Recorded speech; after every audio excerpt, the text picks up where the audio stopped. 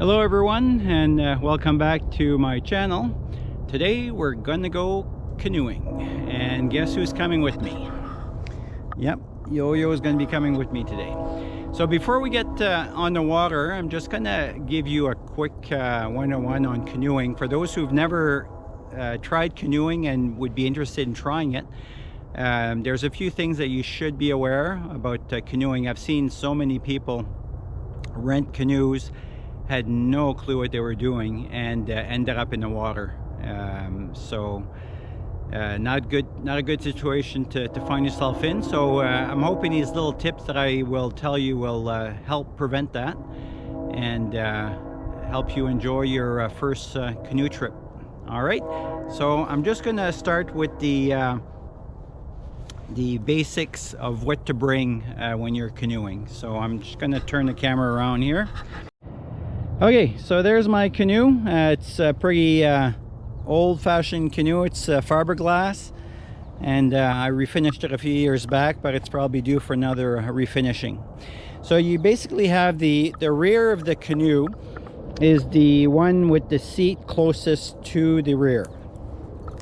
The front of the canoe, the seat is a little bit further back, so the person in the front has room to put their legs in. You would not believe how many people have sat in the opposite direction or sat facing each other in the canoe trying to get somewhere. Obviously that doesn't work very well. I always carry all the necessary equipment. By law here in Canada, you need a personal flotation device, and it's got to be approved by the Canadian Coast Guard. I know some of you may be able to order some stuff on Amazon and these other sites, but be careful and make sure that it is approved to use here in Canada.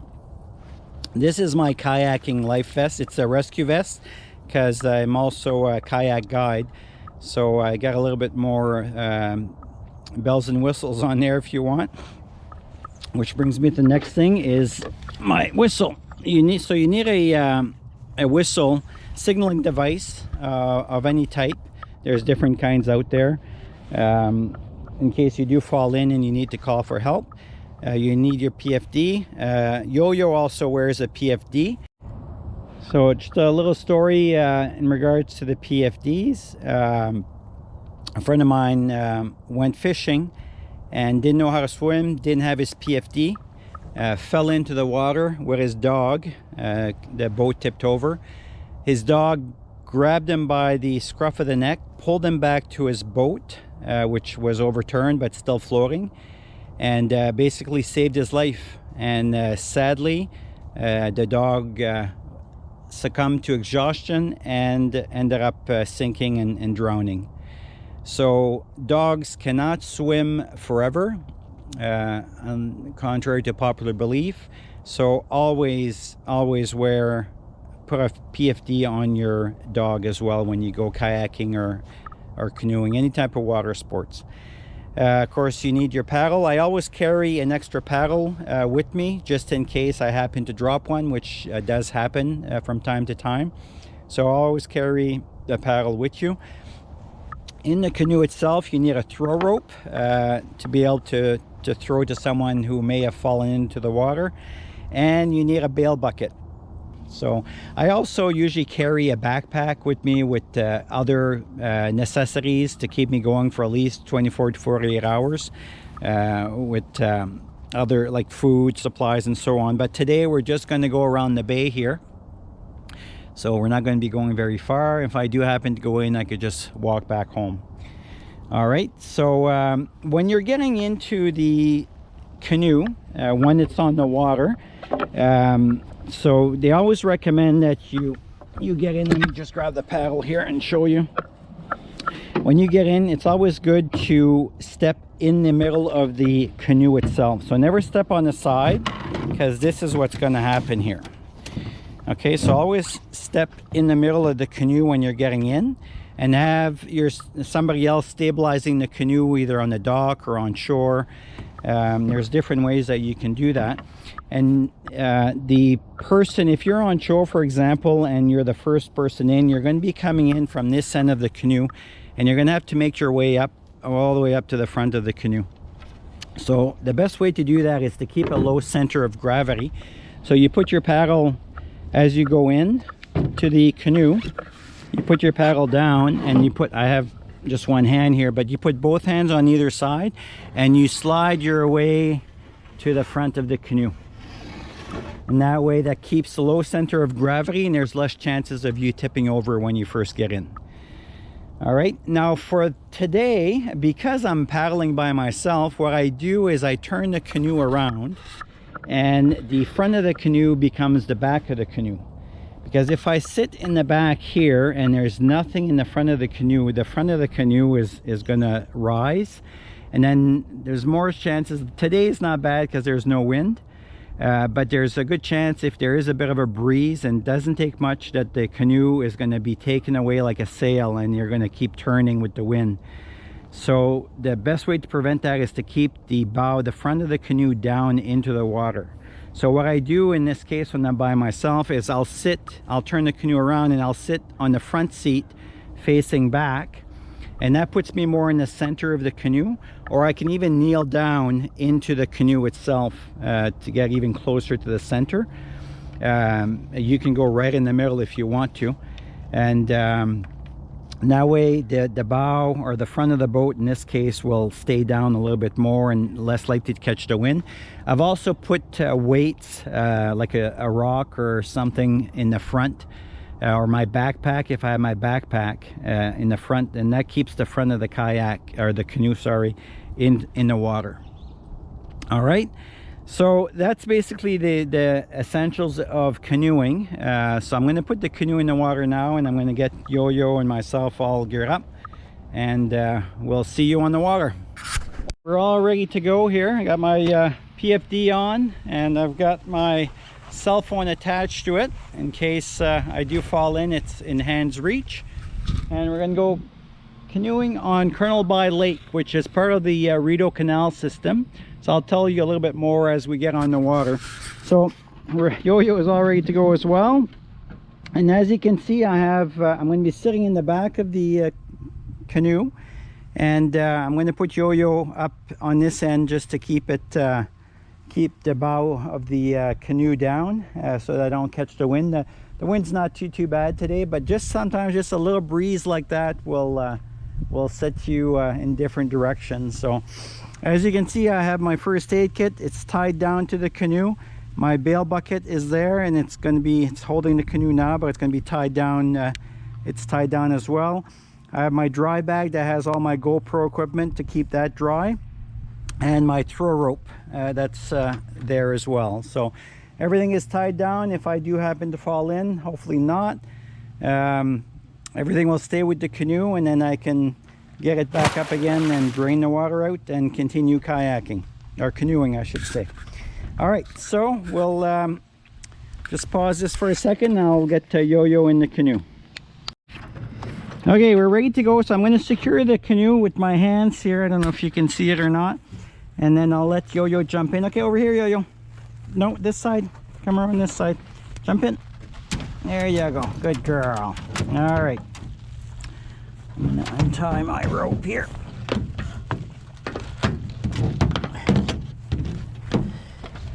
Everything on this side. And then when I go in, I'm going to just stay in the middle like I mentioned. I don't want to step on the sides. And then we'll get going. Okay, let's get going. So I'll have a small confession. This is take 2 of my canoe video. The last time I had the video angled too far up, and you couldn't see Yo-Yo in the canoe.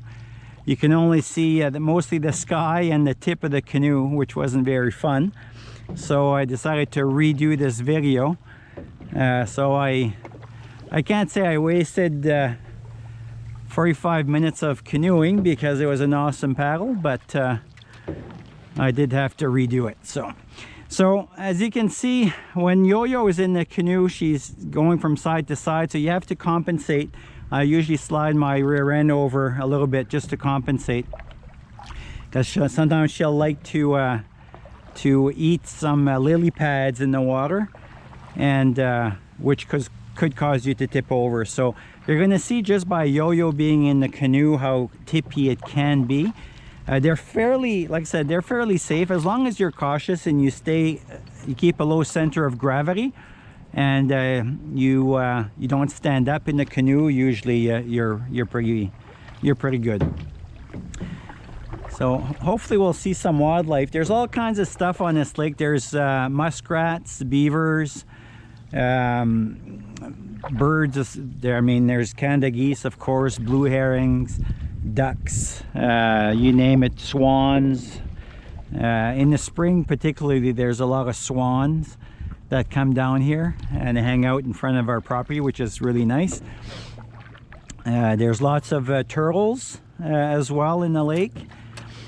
And you're gonna see all these stumps sticking out. So the reason is when they built the Rideau Canal, a lot of the land was flooded to accommodate for the canal and the lock systems, and so they cut down most of the trees but left some there. So when they flooded, these stumps, or what we call deadheads, stayed there.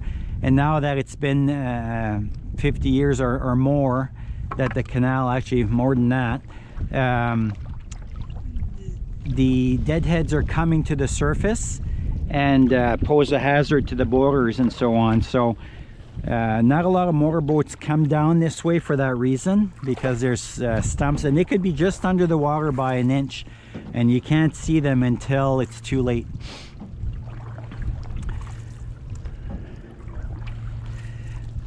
You having fun, yo-yo? So as you can see, I don't know if you can see my paddles here. When I paddle, in order to keep the canoe straight and switching back and forth, is I do what we call a J stroke.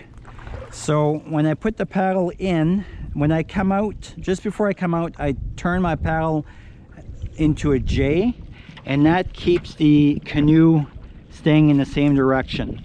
I also use it as a rudder, like this here, to turn the canoe if I need to.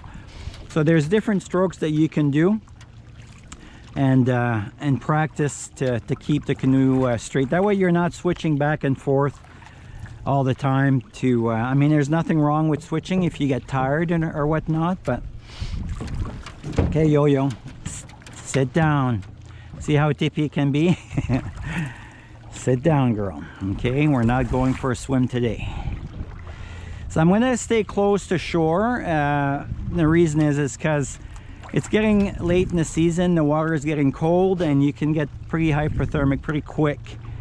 Hypothermia if you do fall in. So if I do fall in, then I could just walk to shore and get myself back home again. And what a beautiful day.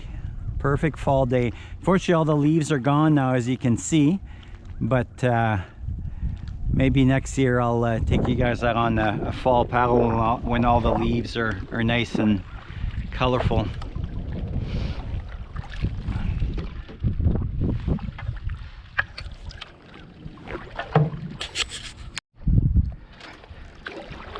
So the canal was built or officially opened in 1832. It has, I believe, 48 locks altogether, and some lock stations have 2 locks, some have 3. Ottawa, I believe, have 8, and it's 202 kilometers long. I don't know if you can see over there, there's 2 swans. They're pretty far away, but there's 2 swans that are still here. I haven't left yet. So it's 202 kilometers. It goes from the city of Kingston here, where I live, and it goes all the way up to the capital city of Canada, which is Ottawa. And a lot of people ask, well, does the canal flow from Ottawa to Kingston or Kingston to Ottawa? And the answer is neither, because it flows in 2 directions. In between Ottawa and Kingston, there's the lake is called Big Rideau Lake. It's one of the biggest on the Rideau, which is why they call it big. And so the water flows from Big Rideau Lake down to Ottawa and down to Kingston in this direction. So there you go. I've paddled the lock systems before. Careful, Yo-Yo, sit down. I've paddled the Rideau Canal from Kingston to Ottawa by kayak. Myself and a couple of friends. We took 7 days. Some people have done it quicker than that, but I wanted to enjoy the scenery while I was doing it. I didn't want it to be a big race and get from point A to point B and not see anything. So we took our time.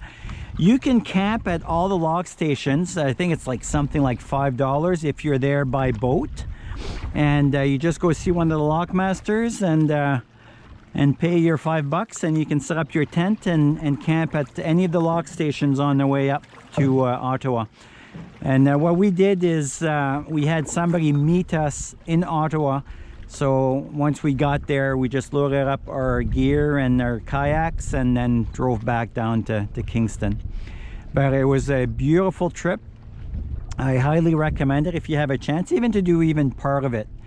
Make sure you have a map, because when you're on places like Big Rideau Lake, careful, Yo-Yo, sit down, you can easily get disorientated. They have marker buoys that are all numbered, so if you have a marine map, you can check the number on the buoy and it will coincide to the marker on the map, and then you know which location you're heading. So it's good to have. Make sure you have a good map, and make sure it's waterproof, or in a waterproof container as well. What else can I tell you? It's been recognized as a UNESCO World Heritage back in 2019, I believe, but I could be totally wrong on it. No, actually, no, I think it was before that. And it's all fed by just gravity fed. There's no pumps or anything like that. Just they open up the locks and Yo-Yo, don't lean over, please. They open up the locks and let the water flow in, and it's quite interesting. And I'll do a video on that when I have a chance, and I'll show you a little bit more how the system works. So we'll have to wait till next summer, because it's closed right now for the season. There's no boats going through. Everything, the locks have been drained, and the water flow has been diverted to the rivers and so on.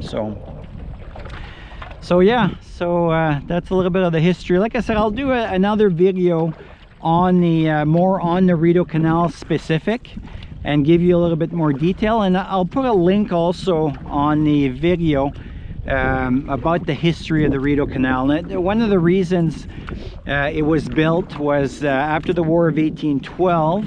They were concerned that the Americans would possibly invade or block off the St. Lawrence Seaway and all the shipping. So they decided to build this canal to divert, so we would have means to reach the capital region and still get all our supplies in. So of course, nothing ever happened of it, and then the canal became more of a tourism spot. So a lot of boaters can use the canal, and they go from Ottawa. A lot of them come from Montreal down to St. Lawrence Seaway, and they do the loop, go down the Rideau Canal from Ottawa, or up I should say, to Big Rideau Lake and down to Kingston, and then they get on Lake Ontario, which it flows into, and then go back up to Montreal from there through the Thousand Islands. So a beautiful part of Ontario. If you love boating and stuff, it's definitely a must-see. Not seeing very much wildlife. I was hoping to see a little bit more. It's late in the season, so the turtles are probably all hibernating by now. Stay there. You're gonna tip us over. So see, I have the wind now blowing the front of the canoe over. Even if I try and correct it, it doesn't take much. So I'm gonna have to put a little bit more power in my paddle to get turned around. If I can get the nose of the canoe into the wind, then I'll be fine.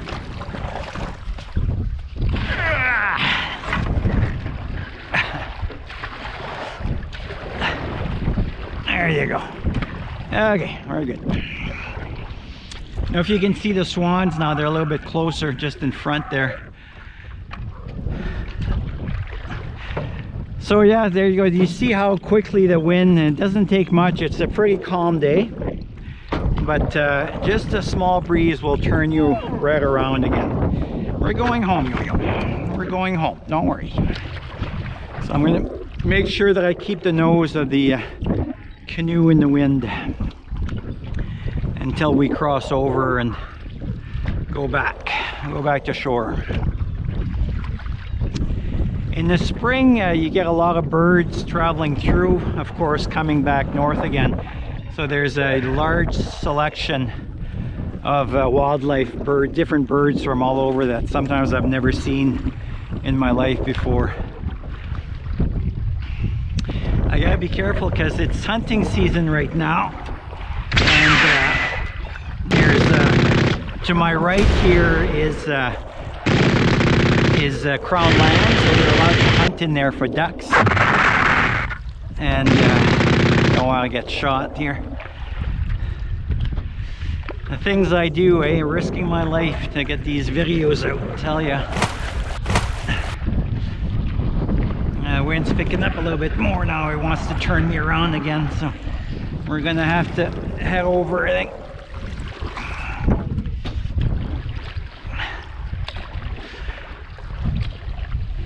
I'm just gonna tuck in here to the shoreline until I can get orientated again or turned around. You see how quick the wind is pushing me? It doesn't take long.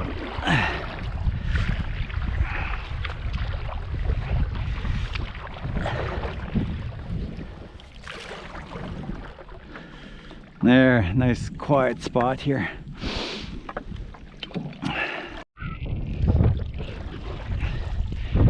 Okay, so I was trying to come back across, but the wind was just too strong. It kept blowing me, turning me around. So what I did is I just put Yo-Yo further at the front of the canoe to bring the bow down. And now I'm kneeling, I don't know if you can see it, but I'm kneeling at the bottom of the canoe in the middle. So that stabilizes the canoe and it puts the bow more in the water, and that way the wind can't blow me around as much. You can see I can go through the wind now, no problem. Just those few inches makes a big difference of the front of the canoe being in the water. Good girl, Yo-Yo.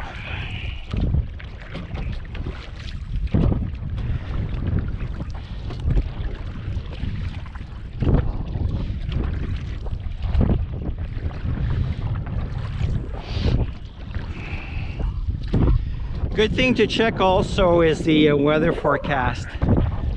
The app that I use is called Windy, and it's an awesome app that you can and it has everything. You can set it to warn you if there's going to be snow coming, wind, or anything like that.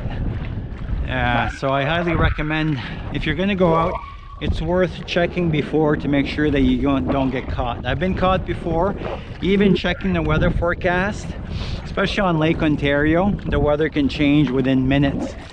It could be calling for a beautiful day, and all of a sudden the waves pick up, and then you're stranded. So it's a good thing to do. Okay, so we made it back without going in, and of course as soon as we get back the wind dies down and it's beautiful out there now. Wants me to throw the stick in the water. All right, you ready? Go get it.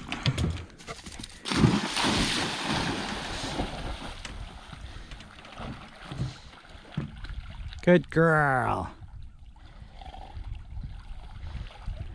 So if you like this video, feel free to give it a thumbs up and subscribe down below if you haven't done so, and feel free to share with your friends.